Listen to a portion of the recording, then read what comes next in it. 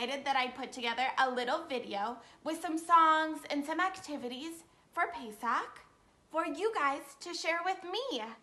The first song is about frogs, and it goes like this. One morning when Paro woke from his bed, there were frogs in his bed and frogs on his head, frogs on his nose and frogs on his toes. Frogs here, frogs there, frogs were jumping everywhere. Hey guys, remember in Morah's story where Paro told Moses that he could take the Jewish people and go, and then they had to cross this big ocean? Well, I thought we could maybe make an ocean of our own. What do you think? You need a container like this, and some dish soap, and some water, and a whisk. And all you do is you pour some water into the dish, just about this much, not a lot. And then you pour soap in, a couple tablespoons, teaspoons maybe, and then you whisk it all together. The more you whisk, the foamier the activity will become. So it's kind of like the foam on top of ocean. And then if you have fish or seashells at your house, you can put them in. Other things you can use are rocks from outside. That could be really pretty. Or you could even use maybe a paper fish that you cut out and see if it will float on top. Okay, the next thing I want to teach you is about making matzah for Pesach. It goes like this. Make a matzah, pat, pat, pat.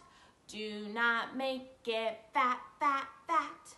Make a matzah, pat, pat, pat, just like that.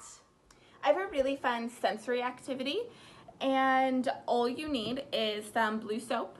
And if you don't have blue soap, you can use some white soap or some clear soap. We're just using it to represent water, kind of.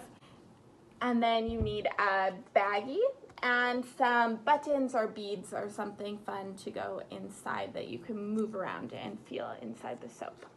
And you just add soap into the bag and lay it out like flat.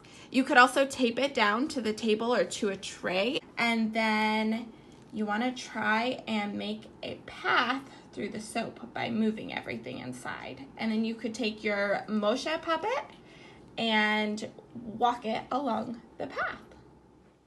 Okay, friends, and the last song I want to teach you is about baby Moshe. And it kind of tells a little bit of the Pesach story as well. It goes like this. Where is baby Moshe, Moshe, Moshe? Where is baby Moshe? He's on the river Nile. He's floating in a basket, a basket, a basket. He's floating in a basket on the river Nile. The princess, she went swimming, swimming, swimming. The princess, she went swimming on the river Nile. She found the baby Moshe, Moshe, Moshe. She found the baby Moshe on the river Nile.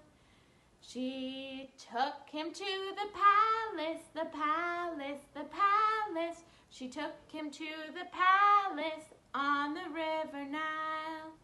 And there the baby grew up, grew up, grew up. There the baby grew up on the river Nile.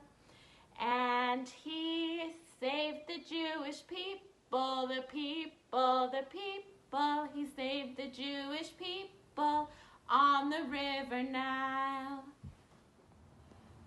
So for my last activity, I found something really fun, but I didn't fit.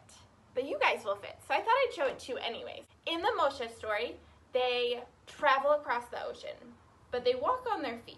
Since we can't travel across the ocean, especially not on our feet, I thought we could pretend that we were riding in a boat, or maybe even baby Moshe's basket, and going across the ocean.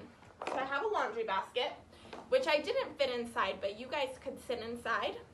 And then I have some little fish characters. If you don't have fish characters, you could use some dolls or some other small animals that could be floating in the water that you have to rescue. And so you'll sit in the basket and put your fish characters on the ground, and you can try and reach and pick them up with tongs like this and rescue them from the water, or you could catch some fish and then put them into your basket where you're sitting. Now that you've learned all about Pesach and you've learned some new songs and you've done some activities, please send me some pictures so I can see what you